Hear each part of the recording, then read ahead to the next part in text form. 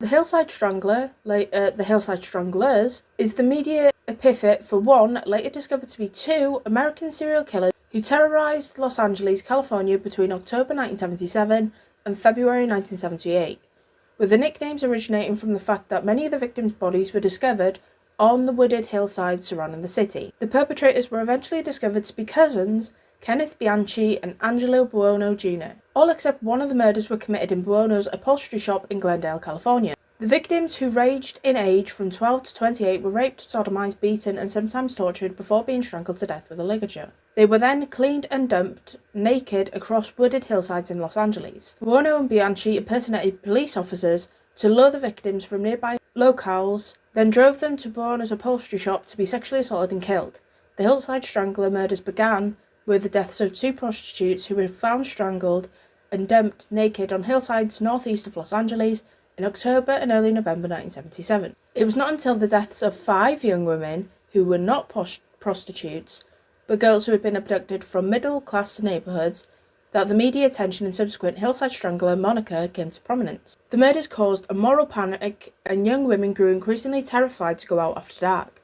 There were 2 more deaths in December and February before the murders abruptly stopped.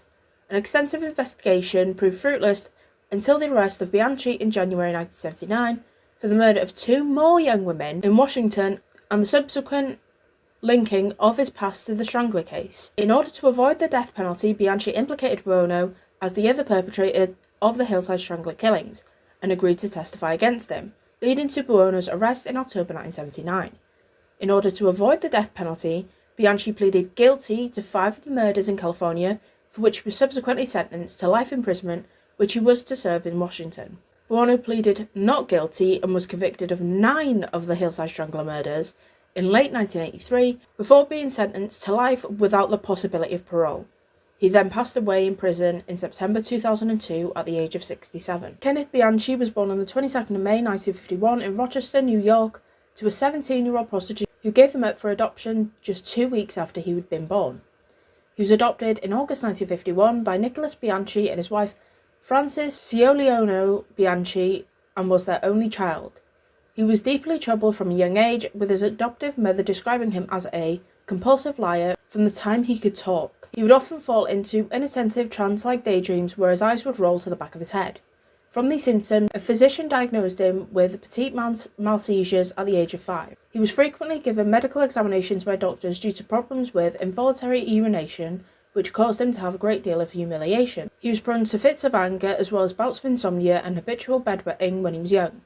On the 2nd of January 1957, he accidentally fell off a jungle gym and landed on his face. His adoptive mother, in an attempt to change his behaviour, sent him to a private Catholic elementary school and to sessions with a psychiatrist, with Bianchi being diagnosed with a passive-aggressive personality disorder at just 10 years old. His IQ was measured at 116 at the age of 11, but despite having an above-average intelligence, he was an underachiever and was removed twice from schools after failing to get along with teachers. His adoptive mother described him as lazy, and his teachers claimed that he was working below his potential. In July 1963, he pulled down a 6-year-old's underwear after deciding that he liked doing it. After his adoptive father died suddenly from pneumonia in 1964, Bianchi, then a teen, refused to cry or show any other signs of grief. After her husband's death, Bianchi's adoptive mother had to work while he attended a public school and was known for keeping Bianchi home from school for long periods of time. Nonetheless, Bianchi dated frequently and even joined a motorcycle club. Shortly after he graduated from Gates Chili High School in 1970, he married his high school sweetheart, Brenda Beck. However, the marriage ended after 8 months. Supposedly, she left him without an explanation. As an adult, he decided that he wanted to become a police officer, and he enrolled at Monroe Community College to study police science and psychology. He dropped out of college after just 1 semester, however, and drifted through a series of menial jobs, finally finding employment as a security guard at a jewellery store. This then gave him the opportunity to steal valuables, which he often gave to girlfriends or prostitutes to buy their loyalty. He applied for a position at the local sheriff's department, but was rejected. Because of his many petty thefts, he was constantly on the move. In 1976, he moved to Los Angeles, California, and started spending time with his older cousin and Francis's nephew, Angelo Buono Jr., who impressed Bianchi with his fancy clothes, jewellery, and a talent for getting any woman he wanted, and putting them in their place. Before long, they worked together as pimps and by late 1977 had escalated to committing what would later become known as the Hillside Strangler murders. Bianchi and Buono had raped and murdered 10 young women and girls by the time they were arrested in early 1979. Angelo Anthony Buono Jr. was born on the 5th of October 1934 in Rochester, New York. He moved to Glendale, California at 5 years old. As a teenager, he began blaming his mother for his parents' divorce and calling her demeaning names such as a whore and idolized rapist Carol Chessman. He also boasted to his friends about raping and sodomizing girls. He dropped out of school at 16. In 1951, he was sent to a reformatory school, but escaped shortly afterwards with several other youths. Throughout his adult life, he had fathered 8 children and got married 4 times, including 1 in prison, though during the murders he was unmarried. He also piled up an extensive criminal record ranging from grand theft auto, rape, pimping, and failure to pay child support. On the 10th of January 1956, 17-year-old Geraldine Vinyl, Buono's first wife, gave birth to his first son, Michael Lee Buono. He divorced her shortly afterwards and refused to pay child support. On the 15th of April 1957, Buono married his second wife, Mary Catherine Candy Castillo, aged 17, with whom Buono had 5 children. One night in late 1963, Buono dragged Candy by the hair into the living room, tossed her on the floor and assaulted her in full view of their children because she had rejected his advances. In May 1964, Candy rightfully filed for divorce, citing Buono's aggressive and perversive sexual desires and his unpredictable violence. A year later, Buono moved in with 25-year-old Nanette Campina, a single mother of 2. He was said to have treated her similarly to how he had treated Candy, physically and sexually abusing her, to the point where she was afraid to leave him because she thought he might kill her. He had 2 children with her, born in 1967 and 1969. Shortly before the birth of Buono's first child with Campina, he was given a 1-year suspended sentence for stealing a cat. In 1971, Buono began sexually abusing his 14-year-old stepdaughter, which caused Campina to leave him, taking the children with her. In 1972, Buono married Deborah Taylor, his 3rd wife, and moved in with a male roommate shortly afterwards. Buono never moved in with Taylor and didn't bother getting a divorce. On one occasion, his roommate witnessed Buono watching school children through binoculars whilst masturbating. In May 1975, Buono, aged 40, moved into his own place and opened his own upholstery shop at 703 East Colorado Street in northeast Glendale. He reportedly revelled in the fact that he was Italian and hung up the Italian flag on the top of his shop. He began calling himself the Italian Stallion and earned a reputation for being a stud, despite having multiple ex-wives, having multiple young girlfriends at once, some as young as 13, impressing the girls with fancy clothing and expensive jewellery such as a gold chain and a large turquoise ring. In July 1975, Buono began dating a teenage girl who he impregnated twice. He forced her to abort the first child, and the second pregnancy ended in a miscarriage. While the girl stayed loyal to him, he frequently had sexual relations with other young women. In January 1976, his adoptive cousin, 24-year-old Kenneth Bianchi, moved in with him. Bianchi was a criminal himself, having been arrested numerous times, mostly for petty theft. When Bianchi arrived to his cousin's home, he discovered that Buono had been holding 4 teenage girls in his home virtually as prisoners, a sight which Bianchi described as junior harem. Bianchi later told that 2 of Buono's sons, Peter and Danny, often brought their own girlfriends to their father's place to be used for sex. In August 1976, about 7 months after his cousin had moved in, Buono practically threw Bianchi out of the house after growing tired of having him at his house so often. In June 1977, Bianchi met 16-year-old Sabra Hanan from Phoenix, Arizona, and brought her to Buono's residence under a false pretense of nude photography in exchange for money, as the girl had run out of cash. One night, Buono and Bianchi stripped her, beat her with a wet towel, and raped her. She was held as a prisoner for the following 3 months. She endured harsh beatings from the pair and was forced to turn tricks for customers at Buono's upholstery shop, which he used to bolster the business. She was sometimes starved for days at a time. In early September, she escaped her captivity by running away during an outside job. In the fall of 1977, Buono and Bianchi began discussing the idea of pimping young women as a way to make money. The idea was initially proposed by Buono as they were short on cash. By this point, according to Bianchi, he and Buono had already started talking about the possibility of killing someone. On the 16th of October 1977, Buono and Bianchi paid 2 sex workers, 18-year-old Deborah Noble and 19-year-old Yolanda Washington, who are also part-time waitresses, $175 for a list of their clients known as a trick list in slang. The latter told Buono that she frequented a street on Sunset Boulevard. Shortly afterwards, the two found out the list was fake, and infuriated, they pursued Noble and Washington to get revenge for the money they'd paid. On the 17th of October evening, Buono and Bianchi raped Washington at the back of Bianchi's car before strangling her to death. Soon afterwards, the pair embarked on a 5-month killing spree in which left 9 more young women and girls dead, strangled with a garrote and then dumped naked on wooded hillsides across Los Angeles. Yolanda Washington was a 19-year-old prostitute and part-time waitress. She always worked on a certain stretch of Sunset Boulevard. Her naked body was found on the 18th of October 1977 on a hillside near Ventura Freeway.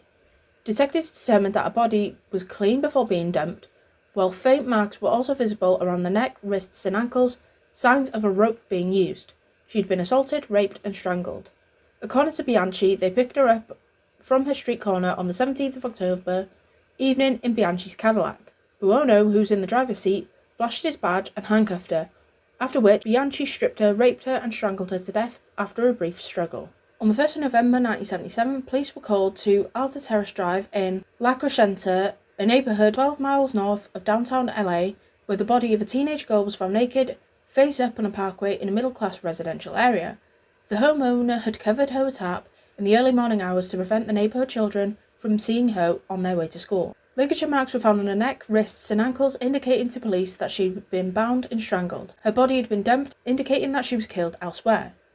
Detective Salerno found small pieces of light-coloured fluff on her eyelid and saved it for forensic experts. The girl, who had been described as being small and thin, weighing about 90 pounds and appearing to be about 16 years old, was eventually identified as 15-year-old Judith Lynn Miller, a former student of Hollywood High School. After dropping out, Miller was a runaway and a small-time sex worker. She was last seen alive on Halloween 1977, took her to a man driving a large two-tone sedan on Sunset Boulevard next to Carney's.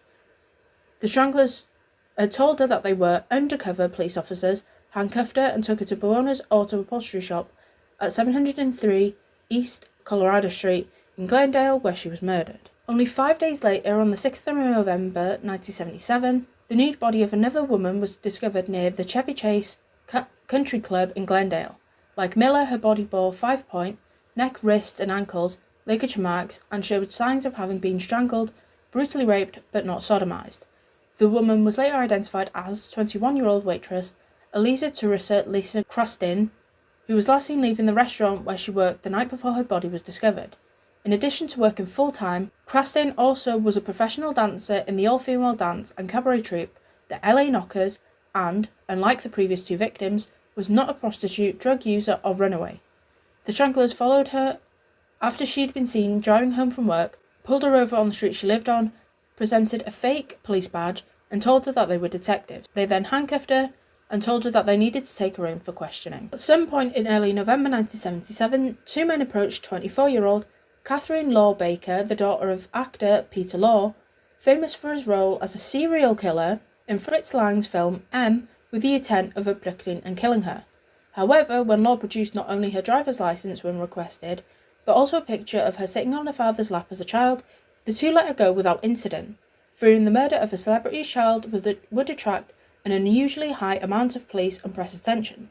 Law didn't realise who the men were until they were arrested, at which point she recalled that two men flashing LA police badges had approached her in the past. On Sunday, the 13th of November 1977, two girls, 12-year-old Dolores Ann Dolly Capida and 14-year-old Sonja Marie Johnson, boarded an RTD bus from the front of Eagle Rock Plaza on Colorado Boulevard and headed home. The last time they were seen getting off the bus at York Boulevard and North Avenue 46 and approaching a two-tone sedan that reportedly had two men inside. They were discovered by a 9-year-old boy who was treasure hunting in a trash heap on the hillside near Dodger Stadium on the 20th of November 1977. Earlier that same day, on the 20th of November 1977, hitchhikers found the naked body of 20-year-old Christina Reckler, a quiet, unassuming honor student at the Art Center College of Design, described by Detective Bob Grogan of the Los Angeles Police Department as a loving and serious young woman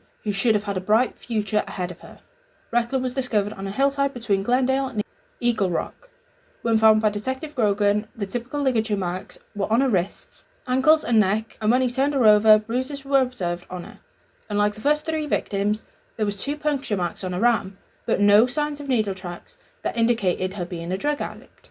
It was later determined that she had been injected with Windex, a common ammonia-based window, glass and hard surface cleaner. On the 23rd of November 1977, the badly decomposed body of 28-year-old Evelyn Jane King, an aspiring actress who had gone missing on the 9th of November, was discovered in the bushes near the Los Feliz Boulevard off-ramp of the Golden State Freeway. The severity of decomposition prevented determination as to whether she'd been raped or tortured, but she'd been strangled like the others. In response, authorities created a task force, initially composed of 30 officers from the LAPD, the Sheriff's Department, and the Glendale Police Department to catch the predator, now dubbed the Hillside Strangler. On the 29th of November 1977, police found the body of 18-year-old Lauren Ray Wagner, a business student who lived with her parents in the San Fernando Valley in hills around Los Angeles, Mount Washington.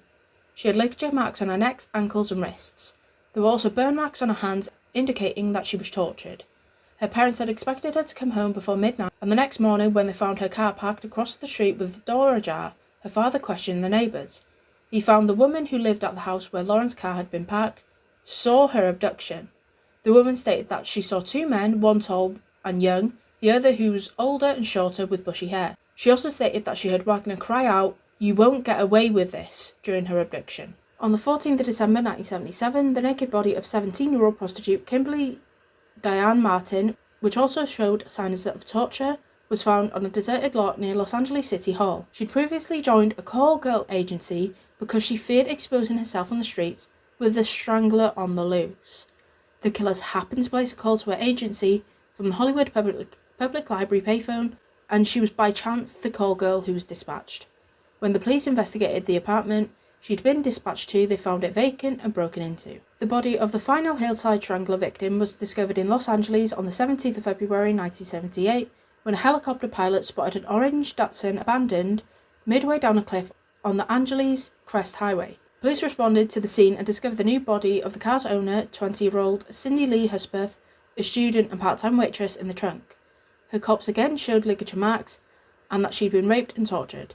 She had been strangled and her body placed in the trunk of her car, which was then pushed off the cliff. Hudspeth's murder had initially been unplanned. Bianchi had arrived at Buono's upholstery shop at closing time on the 16th of February to discover Hudspeth in the company of Buono, discussing upholstery work she wished to perform on her car. The 2 men had a private discussion, opting to make her their next victim. On the 19th of January 1979, after an intense investigation, police charged Bianchi and Buono with crimes. Bianchi had fled to Bellingham, Washington, where he was soon arrested by Bellingham Police Department for raping and murdering 2 women he had lured to a home for a house-sitting job. Bianchi attempted to set up an insanity defence, claiming that he had dissociative identity disorder and that a personality separate from himself committed the murders. Court psychologist, notably Dr. Martin Orn, observed Bianchi and found that he was faking, so Bianchi agreed to plead guilty and testified against Buono in exchange for leniency. At the conclusion of Buono's trial in 1983, presiding Judge Ronald M. George, who later became Chief Justice of the California Supreme Court, stated during sentencing,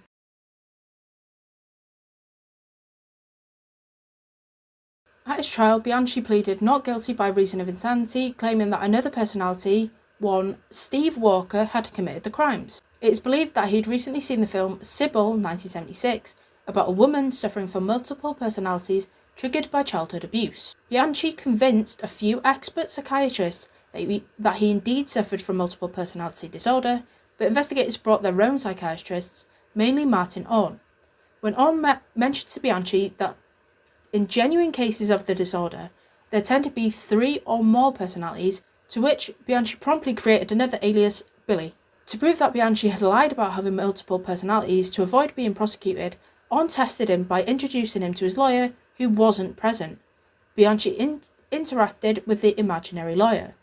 Orn then brought in his real lawyer, flustering Bianchi, who claimed that the imaginary lawyer had vanished. Prior to his actual lawyer's appearance, Bianchi even leaned over to shake the hand of the imaginary one, an action which is referred to as tactile hallucinations that experts explain.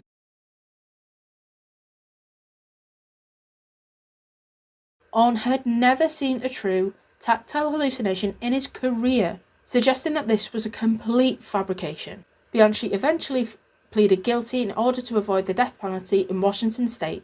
Investigators eventually discovered that the name Stephen Walker came from a student whose identity Bianchi had previously attempted to steal for the purpose of fraudulently practicing psychology. Police also found a small library of books in Bianchi's home on topics of modern psychology, further suggestion of his ability to fake multiple personality disorder. Once his claims were subjected to scrutiny, Bianchi eventually admitted that he'd been faking the disorder. He was eventually diagnosed with antisocial personality disorder with sexual sadism disorder.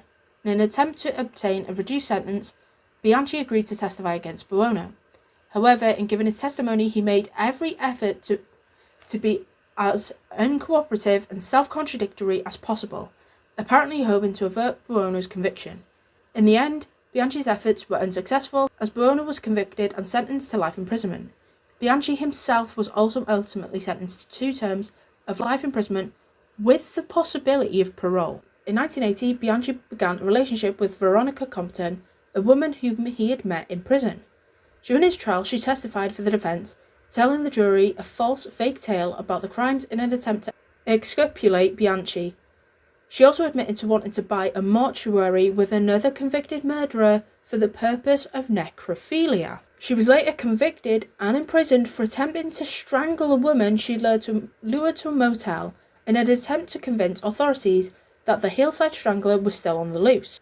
While incarcerated, Bianchi had smuggled a semen-filled condom to her inside the spine of a book so she could use it to stage a rape murder committed by the Hillside Strangler. However, she was released in 2003. In 1992, Bianchi sued Catherine Uronwode for $8.5 million for having an image of his face depicted on a trading card. He claimed his face was trademarked. The judge dismissed the case after ruling that if Bianchi had been using his face as a trademark when he was killing women, he wouldn't have tried to hide it from police. In January 1979, Bianchi was arrested in connection with the murders of 2 women in Bellingham, Washington. After pleading guilty, Bianchi was quickly linked to the Hillside Strangler murders in California. In order to avoid the death penalty, Bianchi named Buono as the other perpetrator in the Hillside Strangler case and agreed to testify against him. On the 22nd of October 1979, Buono was arrested at his upholstery shop in Glendale and charged with 24 felonies, including murder, sodomy, and rape. Upon his arrival at the Los Angeles County Jail, Buono was assigned to High Power, a super security section designed for prisoners who were at high risk from other inmates, primarily informers or rapists whose victims were young. One day, an inmate asked Buono why he killed all those girls, to which he reportedly replied,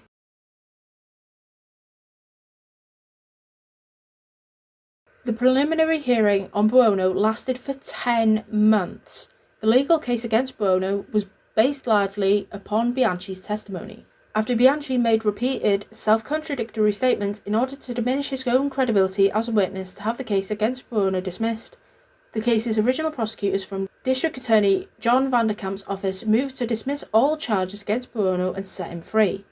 On the 21st of July 1981, the presiding judge, Ronald M. George, refused to release Buono, believing that there was sufficient probable cause to believe that Buono had committed murder, and reassigned the case to the California Attorney General George Dukanjan's office. Buono's trial would become the longest in American legal history, lasting from November 1981 until November 1983, with nearly 400 witnesses testifying. Jury selection for Buono's trial was completed in the spring of 1982. In June 1982, Bianchi took the stand and, once again, purposefully made contradictory statements.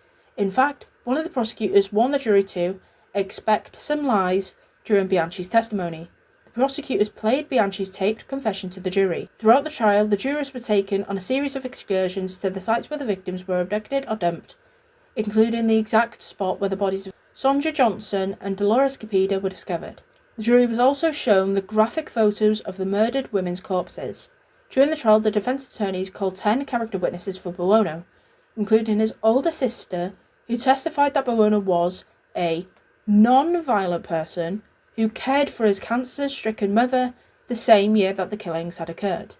The prosecution, in turn, called on one of Buono's childhood friends who testified that Buono talked about rape all the time.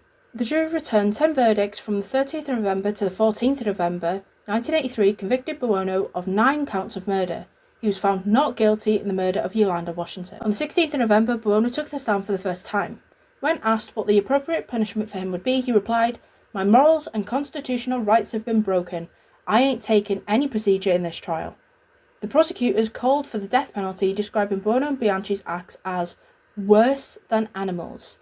After 1 hour of deliberation on the 4th of January 1984, Buono was sentenced to life imprisonment. Judge George concluded the 2-year-long trial by commenting that the death sentence was the appropriate punishment for both Buono and Bianchi, adding that the two should never see the outside of a jail cell again. Bianchi is currently serving his sentence at Washington State Penitentiary in Walla Walla, Washington. He was denied parole on the 18th of August 2010 by a state board in Sacramento. Bianchi was most recently denied parole in July 2025.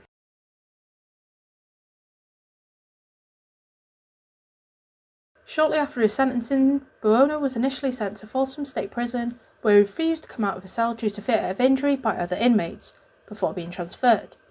In 1986, Buono married, for the 4th time, Christine Kazuska, a mother of 3 and supervisor at the California State Employment Development Department. He died of a heart attack on the 21st of September 2002 in his jail cell whilst incarcerated at Calipatria State Prison. His body was cremated.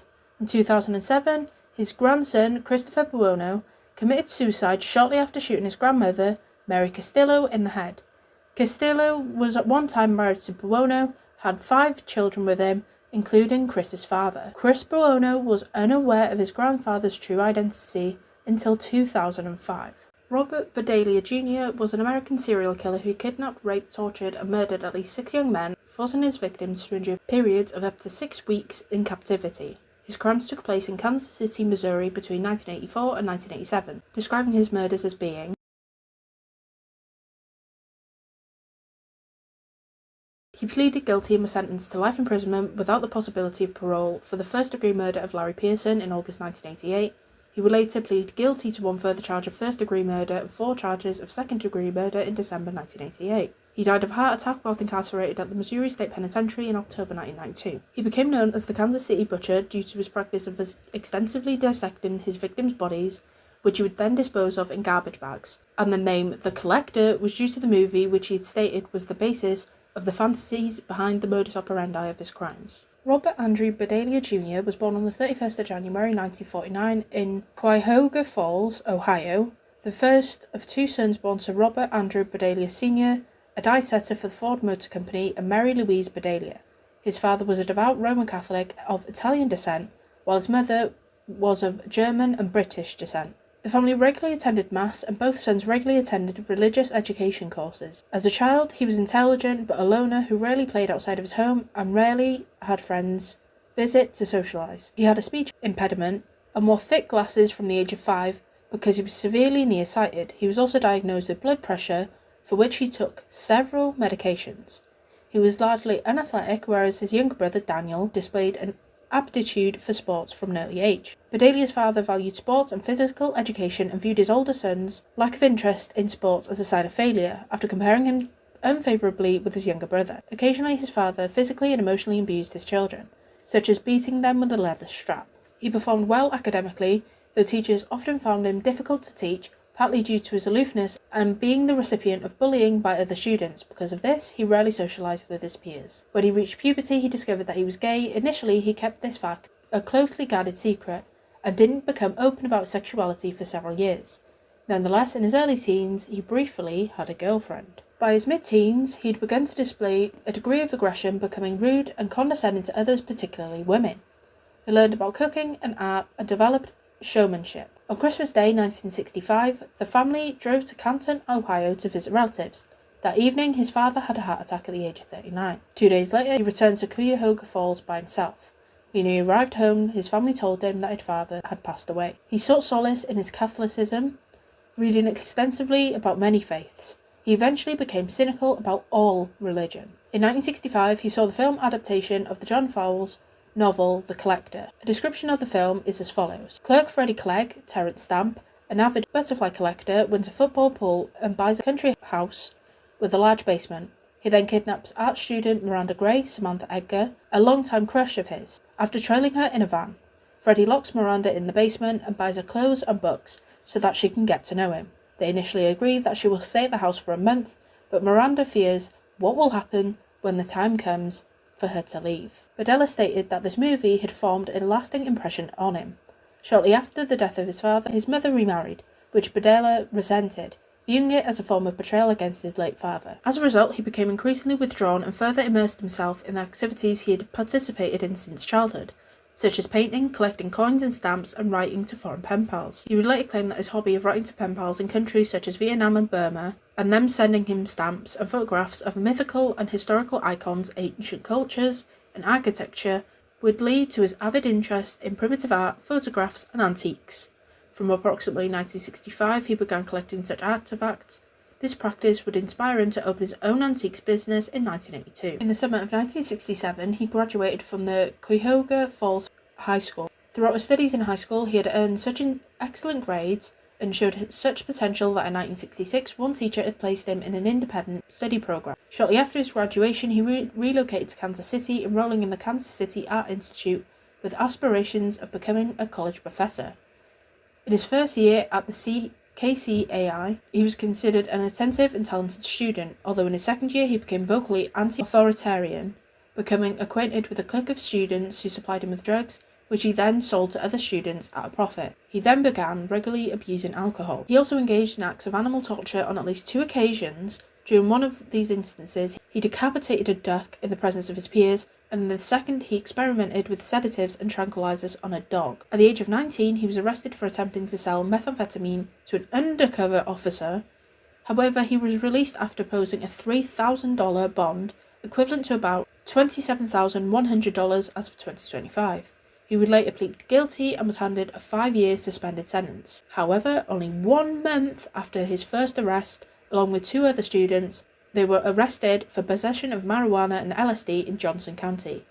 On this occasion, Badella couldn't post bond, and he spent 5 days in jail as a result. The charges against him and one other student would be dropped due to a lack of evidence. In 1969, Badella voluntarily withdrew from KCAI after receiving harsh criticism from college administrators for killing and cooking a duck for the sake of art. He chose to remain in Kansas City, and in September of that year, he moved into an address within the Hyde Park district, 4315 Charlotte Street. By this stage, he had been openly gay for several years. He began spending much of his time with male prostitutes, drug addicts, petty criminals, and runaways. He would typically befriend these individuals, then try to help free them from their drug addictions or criminal lifestyles, though he was adamant that, throughout much of the 1970s, he had no physical contact whatsoever with any of them. To several of his neighbours, he stated that he felt almost like a foster parent to many of the youths. By the early 1980s, many of his older acquaintances had stopped having any form of social contact with him.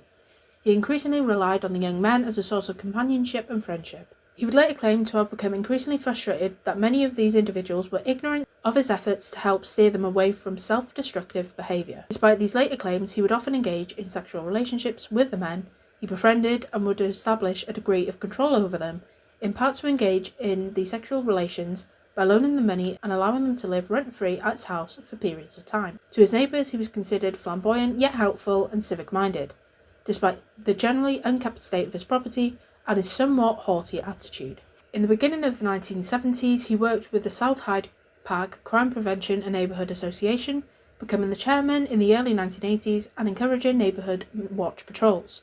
He remained active in the association until the mid-1980s, where he left his position. He also volunteered at fundraising events for a local public television station until the mid-1980s. Shortly before he moved into his Charlotte Street address, he began working as a short-order cook in various restaurants around Kansas City, in part to help pay lawyer fees and fines accrued from his previous drug arrest. For additional income, he also sold art and antiques he had collected from contacts he had established in Africa, Asia, South America, and various Pacific Rim countries. He initially operated this side business from home. Both his cooking career and the antiques business flourished. By the mid-1970s, he began working as a senior cook at several renowned Kansas City restaurants. He joined a chefs association and helped establish a training program for aspiring chefs at a local community college. At the same time, he devoted more attention to his own business. By 1981, he had established several contractual agreements with both national and international contacts for his antiques business. He viewed this as his full-time job and later quit working as a chef. In 1982, Badella began renting his own booth at the Westport Flea Market. The store was named Bob's bizarre, and primarily sold and traded primitive art, jewellery and antiques. Although occasionally making a generous monthly profit, the income from his business was insufficient to maintain his expenses and make ends meet. As a result, he would occasionally steal or scavenge items to sell at his booth. He would also take lodgers at his home as a means of gaining additional income. At the flea market, he became acquainted with a fellow merchant named Paul Howell, who operated a booth adjacent to his own. Soon, Bedelia became acquainted with Paul Howell's younger son, Jerry. Initially, Jerry Howell and his friends taunted Bedelia for his overt homosexuality, although according to Bedelia, Jerry Howell later confided to him that he and his friends occasionally earned money as male prostitutes. By the early 1980s, Paul Howell had relocated his business to a store close to the intersection of 39th and Main Street, with his family living in an apartment above the shop. Bedelia remained a casual friend of the family, offering his assistance if Jerry encountered any minor scrapes with the law. Bedelia is believed to have killed his first victim on the 5th of July 1984, 19-year-old Jerry Howell. Bedelia had promised to drive Howell to attend a dancing contest in Merriam. According to Bedelia, he plied Howell with alcohol diazepam and acetylmazarine, both in his car and at his house, until he became unconscious. He then injected Howell with a heavy tranquilizer before binding him to his bed.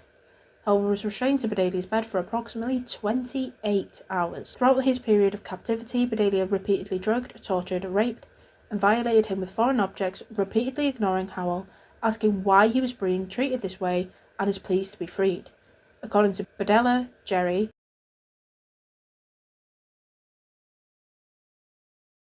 Bedelia will later state that he briefly attempted to perform cardiopulmonary resuscitation upon Howell after he had died, then dragged his body to the basement. He suspended the body above a large cooking pot and made several incisions to his inner elbows and the jugular vein, leaving the body suspended in the position overnight to allow the blood to drain from his body. The following day, he dismembered Howell's body using a chainsaw and boning knives and wrapped the sections in newspaper and trash bags. These bags were later placed inside larger trash bags, which Bedelia placed outside for a garbage crew to collect and take away to a landfill site. When later questioned by officers investigating Howell's disappearance, Bedelia claimed to have driven him to Merriam as promised, where they then parted company close to Howell's intended destination.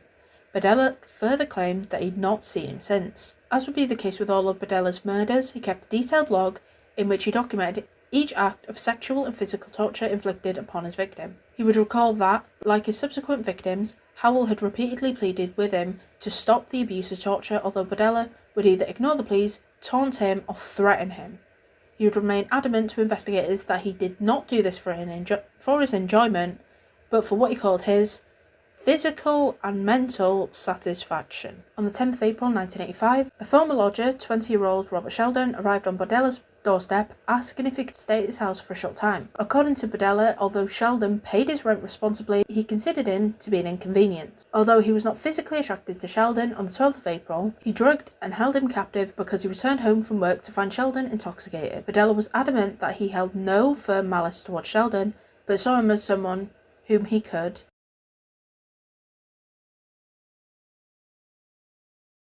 Sheldon was drugged with sedatives and held captive in the second-floor bedroom for 3 days, enduring forms of torture such as swabbing of drain cleaner in his left eye, the insertion of needles beneath his fingertips, the binding of his wrists with piano wire with the intention of permanently damaging the nerves in his hands, and filling his ears with caulking to reduce his hearing capacity. 3 days after Bedelia had begun holding Sheldon captive, on the 15th of April, a workman came to perform scheduled work on the roof of his home, leading Bedelia to fatally suffocate Sheldon by placing a sack over his head, which he then tightened with a piece of rope. He then dissected Sheldon's body on the third-floor bathroom. The following June, Bedelia found Mark Wallace, a very casual acquaintance who had previously helped him with yard work, hiding in his tool shed to seek shelter from a severe thunderstorm. As had been the case with Robert Sheldon, Bedelia invited him inside his house and, noting Wallace's acute state of tenseness and depression, volunteered to inject him with chlorpromazine with the explanation that it would calm down and relax him. Wallace willingly accepted the offer and, 30 minutes later, Bedelia decided to render him captive. Wallace was carried to the second-floor bedroom where he endured almost a day of captivity, and torture included the application of alligator clips to his nipples to facilitate electrical shocks to the body at any point which Wallace began regressing into a state of unconsciousness. According to Bedelia, 1 hour after his experimenting with hypodermic needles by inserting them into various muscles upon Wallace's back, Mark Wallace died through a combination of the drugs, the gag, and the lack of oxygen. He noted his time of death as being 7 p.m. on the 23rd of June. On the 22nd of September 1985, Bedella answered a phone call from an acquaintance named James Ferris, who asked to stay at his home for a short time. Bedella agreed, with the intention of kidnapping him, whom he arranged to meet at a bar that evening. Despite the brutality to which he had subjected to his first 3 victims, Bedella claimed that Ferris was the first victim upon he intentionally inflicted torture. He also informed investigators that there were occasions during his final 3 victims' periods of captivity when he ceased making additions to his abuse logs because he assumed the victim would not be able to make it much longer. Bedella brought Ferris home and drugged him with crushed tranquilizers concealed in a meal, then tied him to his bed before torturing him for almost constantly for approximately 27 hours. The torture included the repeated administration of 7,700-volt electrical shocks to the shoulder and testicles for up to 5 minutes in each incident, and acupuncture via hypodermic needles to the neck and genitals. Ferris gradually became delirious, but Bedella continued his physical and sexual assaults until he noted in his log that Ferris was unable to sit up more than 10 to 15 seconds. The next entry read,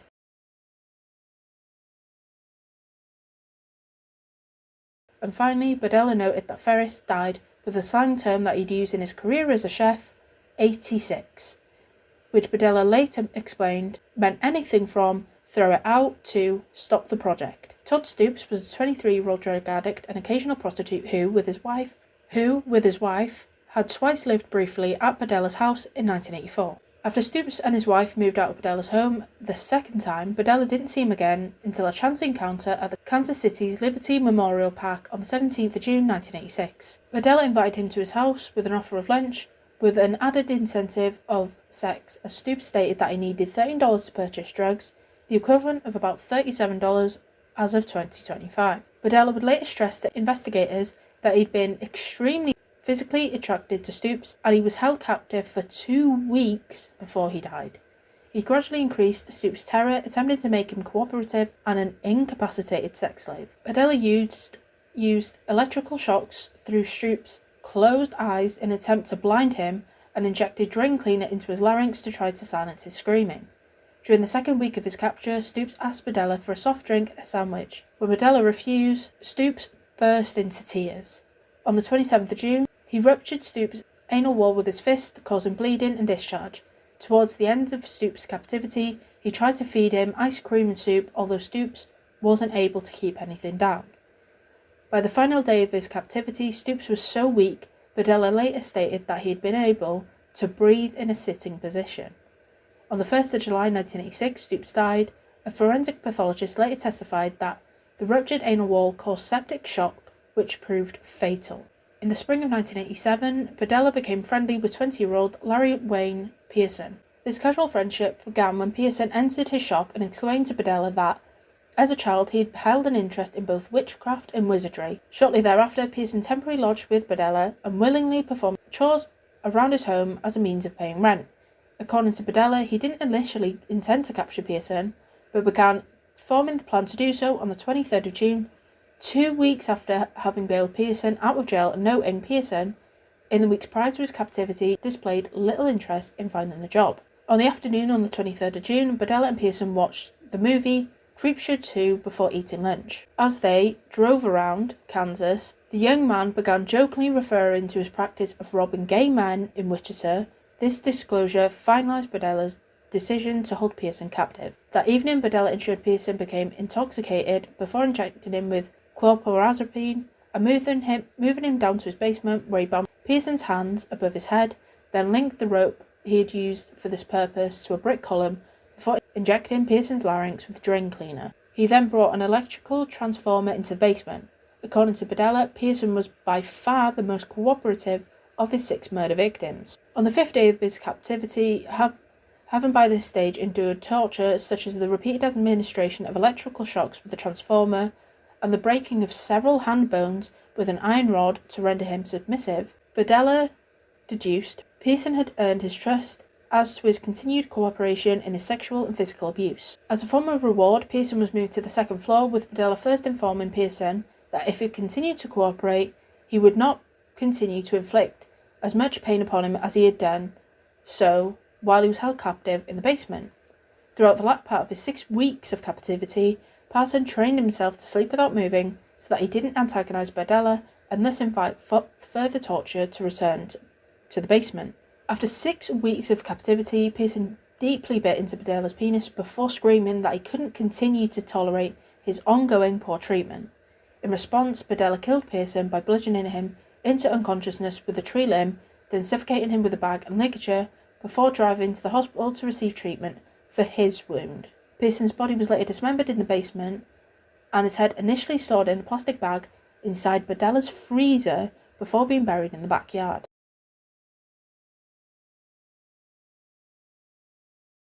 At 1 a.m. on the 29th of March 1988, Berdella abducted his last victim, 22-year-old male prostitute named Christopher Bryson, whom he lured to his house upon the promise of payment for sex. At Berdella's home, Bryson was knocked unconscious with an iron bar, then bound to Berdella's bed, where he was subjected to similar methods of abuse and torture endured by previous victims, although in Bryson's case, Berdella repeatedly swabbed his eyes with ammonia before exclaiming to him,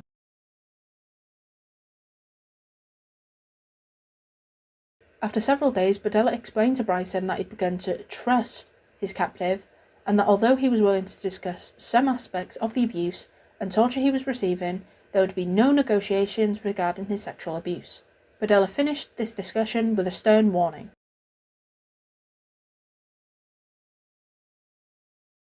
By the third day of his capture, Bryson had earned sufficient trust from Berdella to persuade him to establish a daily regime of tying his hands in front of him after his sexual abuse rather than to the bed above his head, upon the excuse that his doing so was restricting the circulation to his arms. He'd also persuaded Berdella to leave a television on in the room, with the remote control placed between his legs whenever Berdella was out of the room.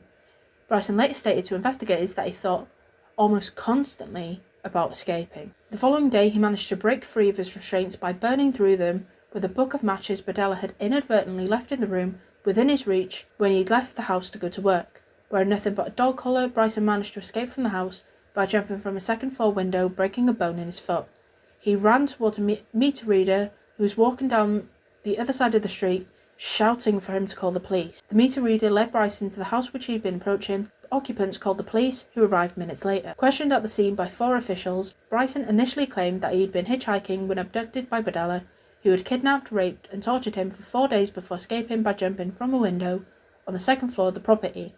Berdella had kept him bound on the bed on the second floor of the house throughout much of the time, repeatedly sodomizing him, drugging him, and injecting his throat with drain cleaner to diminish his ability to speak loudly. As Bryson spoke, the officers also noted that in addition to the dog collar and broken foot, Bryson had red, swollen eyes and visible scars and welts across his entire body. 2 officers were told to maintain discreet surveillance of the property. Bryson was driven to the Menorah Medical Center for treatment, accompanied by a 3rd officer, while the 4th officer radioed the Kansas City Police Department to request a formal search warrant of the property. During later questioning by the KCPD, Bryson divulged that his captor had shown him Polaroid pictures of men who appeared to be deceased, and that he was told that he would never leave the property, and that if he became a nuisance or threat, he would either be subjected to greater levels of torture than what he'd already endured, or simply be killed. On the afternoon of Bryson's escape, Berdella was arrested on charges pertaining to the sexual assault of Christopher Byron.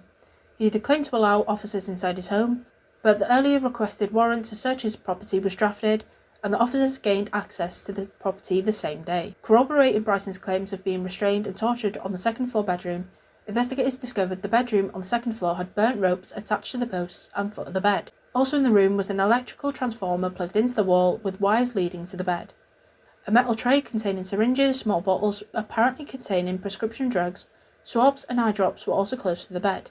He also found in the room were a long iron pipe, various lengths of rope, and leather belts. Investigators also noted that the posts on the bed had been extensively worn, suggesting that restraints had earlier been tied to them, and that the individual or individuals had struggled to free themselves. Searching the house and the grounds of 4315 Charlotte Street, investigators uncovered a human skull inside a closet on the second floor of this property, and a partially decomposed human head in the backyard. The search also uncovered several human vertebrae, scarred by both hacksaw and knife marks stored in a hallway, and several human teeth stowed in 2 envelopes. Both a hacksaw and a miter saw were discovered in the basement of the property, and a chainsaw was also found to be soiled with bloodstains, flesh and pubic hairs. Luminal tests revealed that the floor of Bedella's basement and 2 plastic trash barrels were extensively blood-stained. 334 Polaroid pictures and 34 snapshot prints of various men were also found in Bedella's house. These pictures showed Christopher Byron and several other men, both in life and death. Many of the images had been taken while the men were being tortured. The search also uncovered numerous restraints and sexual devices, pornographic literature, hypodermic needles, and a book on narcotics. Officers also discovered a stenographer's pad containing detailed torture logs that Bedella had maintained for each victim, lying on top of a chest of drawers. Several newspaper clippings from the Kansas City Star mentioned a missing young man named Jerry Howell, and a wallet and driver's license belonging to a missing person named James Ferris were discovered in a closet on the 2nd floor of the property. Before the search of Bedella's property had concluded, the KCPD assembled a special task force of 11 detectives and 1 sergeant to focus exclusively on the Bedella case. This task force extensively researched Bedella's history, discovering that he was well known among the Kansas City's male hustlers, having earned a reputation for preying on transient young men. Several of these male prostitutes were also reluctant to accept him as a client, both because of his penchant for drugging, injecting and torturing his sexual partners and acquaintances, and also because he had long been considered a suspect in the disappearance of 2 men whose personal possessions had been found in the house, Jerry Howell and James Ferris.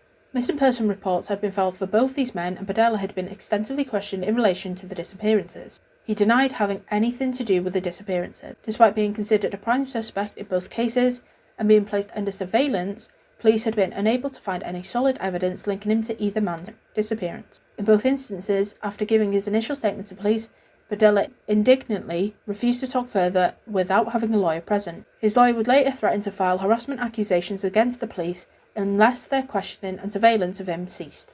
James Ferris's wife identified him in several Polaroids found at Bedella's property, some taken after her husband's death. Paul Howell formerly identified a picture of a young man hanging upside down in Bedella's basement as his son.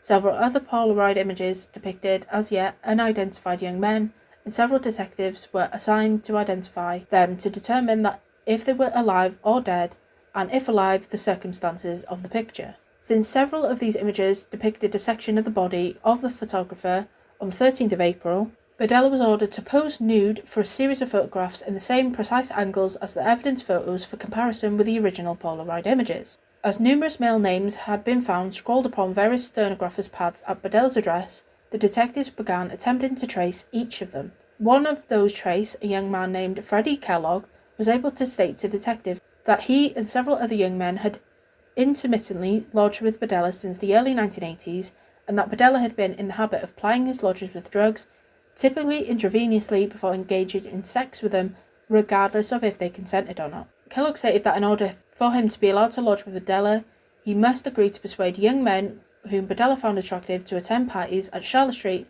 so that Bedella could drug them. Should Bedella ever discover that any of them was a police informant, he would use this knowledge to blackmail them. Despite this threat, Kellogg stated that numerous male prostitutes and addicts had been reluctant to engage in any form of contact with Bedella because of numerous of his links to the 1984 disappearance of Jerry Howell. In addition to these disclosures, Kellogg was able to name 3 of the men depicted in the Polaroids as Todd Stoops, Robert Sheldon, and Larry Wayne Pearson. The investigators would discover that Bedella had paid a $30 fee to secure a bond for Pearson in June 1987, the equivalent of about $83 in 2025, and that no further records existed to indicate that Pearson was still alive. Nonetheless, investigators did discover that in August 1987, Bedella had filed an assault report from a hospital room alleging that a man named Larry Pearson had deeply bitten into his penis during oral sex, causing a serious laceration. An interview with Robert Sheldon's employees at a Kansas City manufacturing plant confirmed that although the young man had been a reliable employee, he had suddenly ceased attending work in April 1985. Shortly after the search of 4315 Charlotte Street had concluded, Bedella was informed of the discoveries at his property. The same afternoon, he was ordered to pose for the series of nude photographs for comparison with the Polaroid images he had taken. Investigators attempted to conduct their first formal investigation with him, although Bedella simply invoked his right to silence in the setting. Investigators later sought to obtain handwriting samples from Badella in an effort to prove that he'd written the notes found within the various stenographers' pads discovered at his house. He refused to cooperate and was sentenced to 6 months in jail for contempt of court. Initially, Badella was formally charged with 1 count of felonious restraint, 1 count of assault, and 7 counts of forcible sodomy, as investigators continued their investigations into the discoveries at his property. He was assigned a temporary public defender as his legal representative and held in protective custody in the Jackson County Jail in lieu of a $500,000 bail, the equivalent of approximately $2 million as of 2025. In late April, the skull found inside Badella's closet was identified via dental x-rays obtained via a subpoena from the University of Kansas Medical Center as that of Robert Sheldon. The same day, a dental identification was made on Sheldon's skull. 2 men separately phoned the Kansas City Police Department to state one of the 7 unidentified young men depicted in a photographic array released to the media on the 27th of April was a former high school acquaintance of theirs named Mark Wallace. When a detective contacted Wallace's sister, she stated that her brother had been missing since mid-1985. Shortly thereafter, investigators discovered that photograph D, released to the media in the same array, was one Larry Wayne Pearson. As Pearson had once been a ward of the court in Wichita, his dental records were available to be compared with the skull found in Badella's backyard. Badella would be formally charged with the murder and dismemberment of Larry Wayne Pearson in July, after the head discovered in his backyard was formally identified as Pearson's on the 12th of May. Prosecutors had gathered sufficient circumstantial evidence to accompany the physical evidence retrieved. On the 22nd of July 1988, a grand jury formally indicted Badella for the murder of Larry Wayne Pearson. The following month, he was arraigned and pleaded guilty in the 4th Circuit of the Jackson County Court before Judge Alvin C. Randall to the first-degree murder of Larry Pearson. The plea was entered following a late morning recess in the arraignment hearing into this particular murder and came as a surprise to both the judge and prosecuting attorneys. The prosecution team assigned to the case accepted the plea, with Assistant Prosecutor Pat Hall later explaining this decision as being in the best interest of our client, the people of the state of Missouri. Following the submission and acceptance of this plea, the judge insisted that Badella confess under oath as to Pearson's death. In response to being questioned by his attorneys, Badella stated,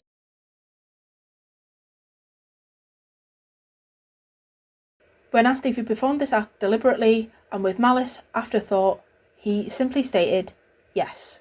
He was sentenced to life imprisonment without the possibility of parole. Upon being sentenced, he was transferred to the Missouri State Penitentiary to commence his life sentence. He would later be temporarily placed in protective custody at the Potosi Correctional Center due to concerns for his safety. A second guilty plea submitted before the Jackson County Court on the 24th of August earned Badella a further life term without parole for 1 charge of forcible sodomy against Christopher Bryson, 6 counts of sodomy, and 1 charge of assault, being dropped as part of a plea bargain. He would also receive a further term of 7 years pertaining to 1 count of felonious restraint against Bryson on this date. Despite initially pleading not guilty to the remaining 5 murder charges on the 13th of September 1988, with the agreement of his 2 defense attorneys, Badella ultimately conducted a plea bargain with the prosecutors in order to avoid the death penalty in these remaining charges. In this plea bargain, he agreed to confess in graphic detail as to whom he had killed, what indignities he had inflicted upon each victim, how he had killed each victim, and what he had done with their bodies. These confessions were given to prosecutors between the 13th and 15th of December 1988. In return for his cooperation, the prosecution agreed not to seek the death penalty at a formal hearing scheduled for 9 a.m. on the 19th of December.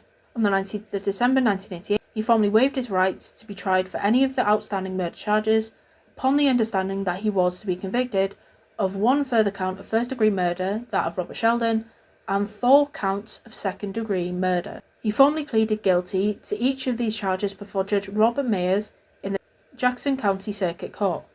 Members of the public were prohibited from attending this hearing, with only family members of the victims and news reporters permitted access to these proceedings. In response to the guilty pleas, Judge Mayers imposed 5 further concurrent life sentences, with an additional condition barring any future prospect of parole in the sole case of first-degree murder to which Badella pleaded guilty. He provided testimony to prosecutors between the 13th and 15th of December after he changed his plea and sought approval of their agreement to not seek the death penalty against him if he fully confessed.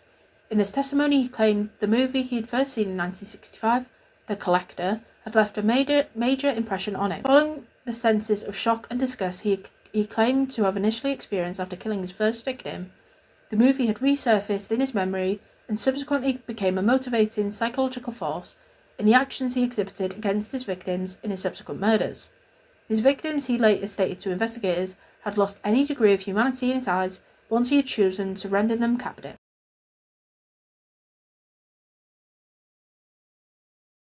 He confessed that many of the abbreviated entries within the torture logs were simply shorthand terms for methods of abuse he had inflicted, whereas others would describe either their reactions or these ongoing acts of abuse and torture, or his initial abbreviations upon viewing them when he entered the room where he'd kept them restrained. The entry reading CP, for example, referred to the chlorpromazine he had injected to assist in his restraining of the men, whereas entries reading DC referred to swabbing their eyes with drain cleaner, or the injection of the substance into their vocal cords. Entries reading EK or EKG referred to torture administered to his captives with electrical shocks, whereas several other entries contained the anatomical location where he administered the abuse or torture. For example, at one point in relation to James Ferris, he had written an entry reading 2.5 KET/NK plus shoulder to indicate that he ejected 2.2 cubic centimeters of ketamine into Ferris's neck and shoulder. Other entries such as gag loose, no resist in retie, or very delayed breathing, snoring were more self-explanatory. Investigators consulted a specialist in toxicology in their investigation into Bedella following his arrest, who stated that, judging by the notes he had written about Robert Sheldon, the accumulation of chlorpromazine injected into him had been toxic. Furthermore, Bedella confessed to having alternatively buried two victims' heads in his backyard, adding that he retrieved and cleaned the first skull, that of Robert Sheldon, at the time he buried Larry Pearson's head in the same hole. Sheldon's skull was that which he placed inside a closet on the second floor in his property in an area of the household Bedella referred to as my gallery area. He removed the teeth from the skull and kept them stowed inside envelopes. He further claimed to have intended to retrieve Pearson's skull once sufficient time had elapsed for it to skeletonize, although he was adamant that there had been no rational or sinister reason for him doing so. In addition, he vehemently denied media rumours that he'd been engaged in any form of Satanism or that he sold sections of the bodies in his flea market booth. He was able to name all of his victims to investigators. Although Mark Wallace had been seized by opportunity, when Bedella had found him seeking shelter from a severe thunderstorm in his tool shed, his other 5 victims had been captured after he unsuccessfully tried to steer them away from their general lifestyles, and thus simply became frustrated at the failure of his efforts. Regarding each victim's captivity, he described in graphic detail the sexual, physical, and emotional abuse he had subjected to each individual, and which he had recorded within his torture logs. He explained his successive actions to investigators on the 14th of December with a statement that he was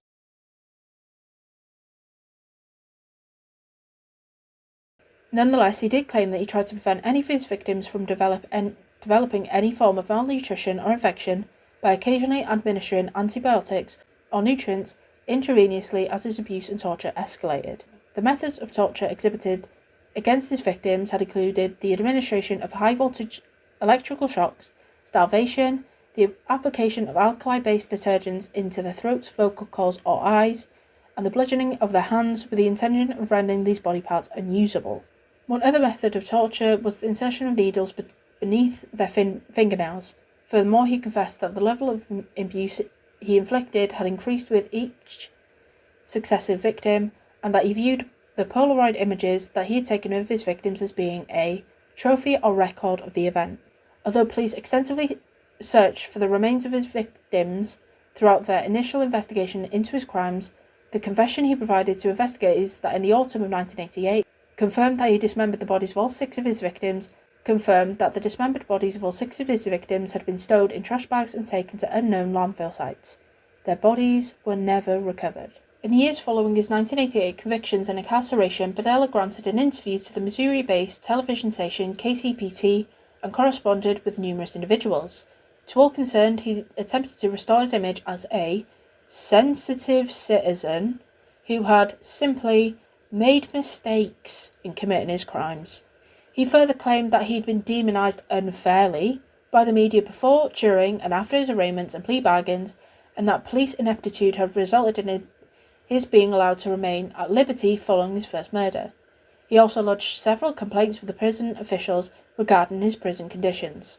He also wrote several letters to a local minister claiming that prison officials knew of his high blood pressure, yet were not providing him with prescribed heart medication. In 1992, Badella contacted Reverend Roger Coleman, whom he had met when he was first incarcerated, relaying his distress that the staff at the Missouri State Penitentiary were withholding his heart medication. At 2 p.m. on the 8th of October 1998, he complained to prison staff of severe heart pains and was taken from his cell to the prison infirmary. Medical staff determined that his heart was unstable and called an ambulance.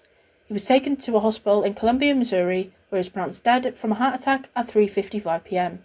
He was 43 years old. Shortly after the judge at his trial, Alvin Randall was informed of his death. In response, Randall sarcastically remarked, "Couldn't have happened to a nicer guy."